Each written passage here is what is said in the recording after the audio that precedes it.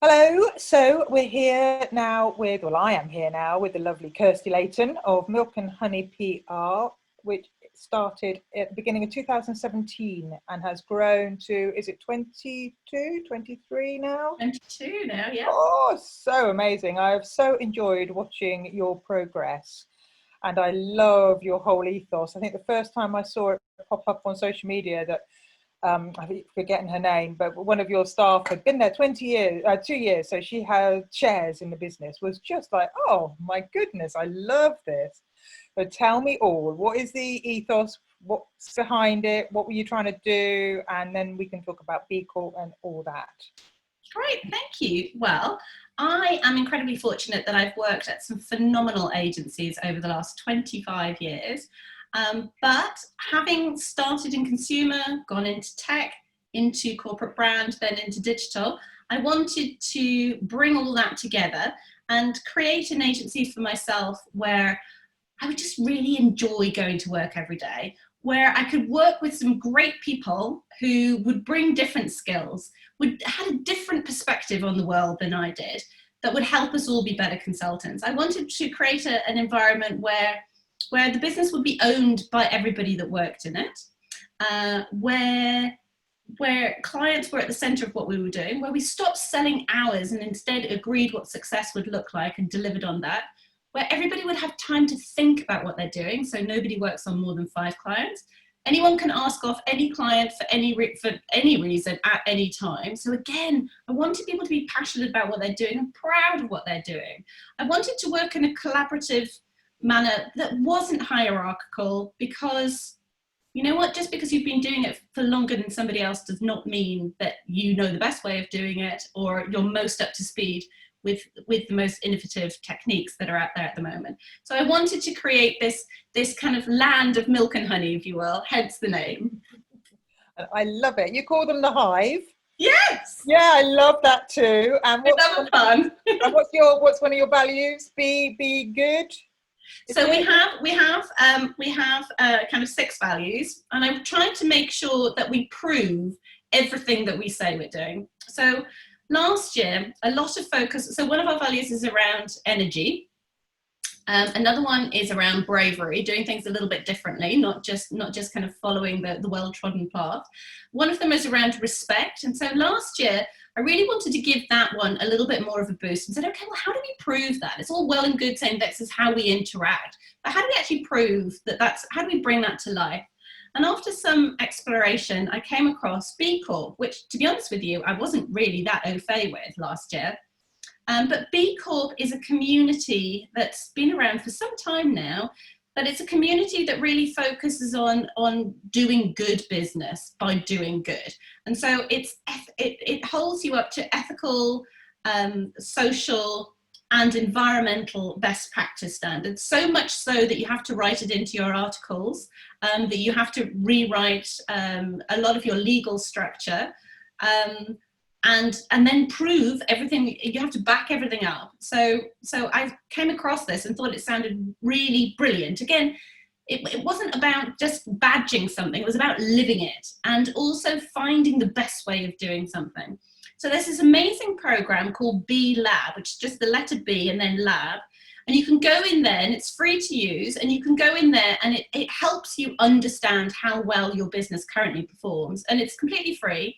It's only when you then want to go for the authentication, when you want the certification, you want to go through that process, that you then pay for it. But it's a wonderful way of just helping, just doing a bit of a sense check on your business, how you're doing, and giving you all of those tips and tricks that makes you more ethically, socially, and environmentally responsible. Really good. I have to confess, I had to look it up. When I saw it on your website, I was thinking, oh, hang on, I'm not entirely sure. I think I know what that means, but I'm not entirely sure. No, and I was like, fair play. You're doing what we say we do, and yet you're proving it. It's brilliant. I love it. Oh, thank you. No, I think for us, I really wanted to make sure that we weren't badging anything, that anything that we were doing was really meaningful and there was proof behind it. And so we're kind of taking one value a year and really investing into bringing that to life. I would like to think that we live all of them all of the time, but then there has to be that kind of that check-in that says, okay, we'll prove it. What are you really doing? What are you really doing to shift the needle here? So for example, if I pick up on some of the things since we got our certification last summer, since then, we've actually improved quite a lot in what we're delivering. And so we've aligned a lot of our CSR work to the United Nations Sustainable Development Goals. And there's a lot of work that we're doing there. We've now, we've connected with Plan International to work along those and alongside those guys as our kind of charity partner of choice to really make a difference there, both in fundraising, but also in kind of shaping some of the comms and some of the outreach program that we're doing. So tell us about Plan B, because I was reading about that on your website. Thank you. So we so I love an alliteration. I know it's a kind of a cardinal sin for writers, but I do love an alliteration. So we came up with our People, Purpose, Planet report, which we launched just last month in May. And really it's looking at what have we done as a business since we've got our accreditation to make us better. So not just kind of sitting back on our laurels and going, okay, that box ticks, what's next? Thinking about, okay, what are we doing to make things better? What are we doing in our infrastructure? What are we doing in our supply chain to make sure that we're supporting local small businesses that are owned by minorities, that we're investing in? What are we doing to support the community that we're part of? What are we doing to get people to understand our industry and kind of get into schools and talk to them about what's possible there? What are we doing in terms of making sure that all of our supply chain and all of our client partners that we work with are signed up to ethical standards of behavior? And then what are we prepared to do if they don't? You know, are we prepared to step away from them? And the answer is absolutely yes, of course we are. Love this. And you get so much love. I'd mention your name to anybody in the PR industry and they go, oh, Kirsty, Milk and Honey. Oh, I love them. It's just fantastic. You get it all back in spades. Well, you know, that's really lovely to hear. I do think that, you know, be nice to everybody, because, you know, actually an awful lot, when we started off, an awful lot of our new business came from friends in the industry, from other agencies saying, actually, you know what, here's a conflict, or this isn't quite right for us. And that's been fantastic. I do think our name really helps. People only need to hear it a couple of times and they've already got a kind of a warm sentiment towards it. I think then adding some brand values to that around being ethical, around being good, around being easy to work with, around being supportive and being respectful, and then having some proof points behind that makes it so much easier for us to be a little bit of a magnet brand ourselves.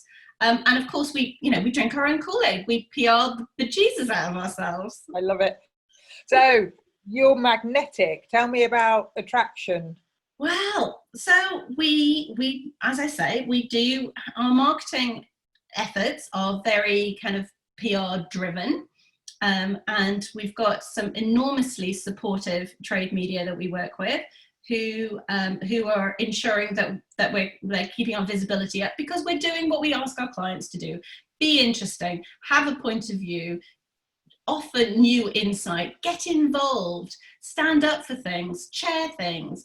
So actually everybody from the interns upwards are encouraged to go out and speak at events, and everybody from the managers upwards are encouraged to judge and to sit on panels and to give back. And so that way round, they know what good looks like.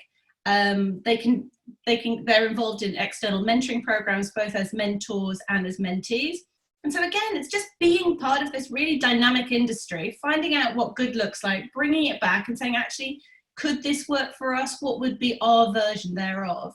And so again, that works on two levels. Number one, it gets our name out there. But number two, selfishly, it also allows my team members to go out into the market and go, actually, you know what?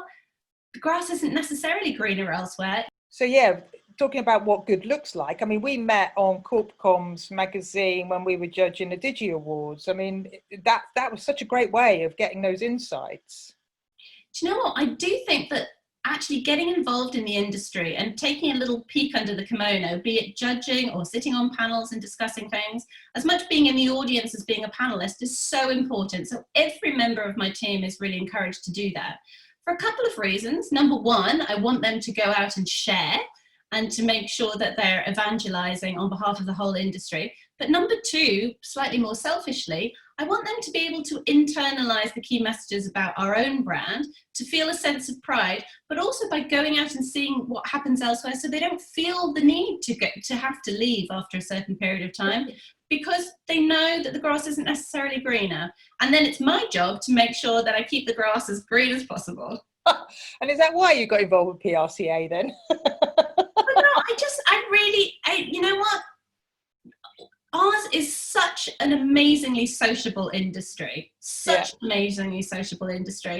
People will, if you ask for help, it bowls me over how direct competitors will just support you. I know, isn't it lovely? I absolutely really love lovely. it. Yeah, I absolutely love that about the UK. I don't know whether it's like that worldwide, but it certainly is here, and I absolutely love that. So supportive. It's a very small industry because we're all so supportive of one another. You know, we all go to the same events. We all try to kind of back the same initiatives so that we can actually make something meaningful happen. You know, we pass new biz leads back and forth to one another.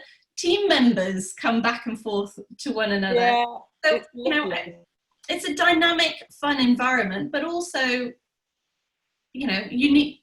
Yeah, I think it's enormously friendly, and the more that you can get involved, the more you get out of it. And by being involved with our media, with our trade bodies, with our partners and our competitors, the more we get out of it. So it's absolutely the case of the more you put in, the more you get out. I think so. I definitely do. And I think digital and social just adds a whole other level to that, because it means that even if you're not in the same room, you can still collaborate and work on things together, which is wonderful. I mean, I've got 3 members of the team down in France, and it doesn't stop us from doing great work. And I love it. Absolutely love it. No, actually, on the back of COVID and Brexit together, I've now got team members in Sydney, Toronto, Paris. I saw that. You're expanding. It wasn't all planned that way, Claire, I can tell you. That wasn't necessarily the original business plan, but thanks to wonderful technologies such as Zoom and Teams and other things, actually, it's made collaborative working really easy. Yeah, I agree. There's been a real shift, hasn't there? I think there's some good stuff going to come out of COVID. I know it's dire for lots and lots of people in the industry. A lot of brands have gone down. A lot of businesses are laying off staff, furlough. We talked about that previously with the amount of people there are available when you're looking for staff, which you are at the moment. So, you know, it's change, obviously, but I do think some positive stuff's going to come out of it. And I can see the working at home thing and the digital thing and all of the stuff that we've been doing for 11 years is really suddenly going to become the norm. No, I think it's it's had to become the norm. And also added to that, of course, there's an awful lot of families and organisations that have struggled dreadfully because of the actual real human loss, very sadly. Yeah, I know, awful. I know. But yeah, I think it has actually, in the last couple of months, there's been an awful lot of just human goodness that's come together, of people wanting to celebrate those that have perhaps not been at the fore, wanting to appreciate the good work of everyone's contribution. And I hope that as a behaviour, that kind of appreciation for everybody's contribution is something that will very much continue as we kind of come out and behave in a slightly different way. She says, dreadfully trying to avoid the new normal. So just thinking about what tips you would give brands on how to navigate this period of turbulence and looking forward to the other side and surviving and thriving, what would you say? I'd say that ultimately it comes down to authenticity. So for me, it's about brand action, not just brand messaging. And I think increasingly people are voting with their wallets, and indeed individuals deciding where they want to work and who they want to align themselves with because of the way that a brand acts, not just what it says it's going to do. As you're saying, the badging is just, does my head in. Yeah, it can just be very inauthentic. And I just think that organizations need to address any cultural elements they're getting wrong, get it right, and then talk about what they've done to improve and what they're working on, not just to go out and wave a flag or stick a badge on something saying, oh yes, we're part of this. No, you're not. It's far more authentic and far more humbling and believable to say, you know what, we're not getting this right, but this is what we're going to do. And then report back on it. Be transparent. Act, don't just say. Yeah, I think acting and not just saying is key. And people know, they really get it. They understand immediately when people are being inauthentic. And I think it's even more the case increasingly, social media calling out brands. We're seeing such a trend. There was an article in Vogue Business today, in fact, which we're sharing. It's just saying that, you know, we're not going to tolerate it anymore. And every report we're looking at and all the research, which we're sharing all over the Social Media Genius website, is about walking the walk and consumers making a choice and not accepting second best anymore. And I love it. I do. Absolutely. No, I completely concur. And it's fine. It's fine to say, you know what, we're not getting this right, but this is what we're going to do about it. That's you know, yeah. that's far better than to say nothing and do nothing, or worse still, make claims towards something that you haven't yet achieved. Yeah. Yeah. And I think being able to be vulnerable is a place of confidence, actually, is to say we know what we do and we want to do better. So I don't see why brands have to cover it up, but you know, a lot of them still think they do. Oh, you've frozen. So just give me your number one tip for brands, Kirsty. I think fundamentally it boils down to brand do, not brand say. You know, act, make a difference, be authentic, demonstrate what you're not quite getting right yet, own up to it, and make a pledge for how you're going to change that. I love that. Thank you for coming on and talking about this. We will really appreciate it, and looking forward to actually seeing you in person again one day on the other side sometime. It's an absolute pleasure. Take care, my love. Thank you. Bye. Bye.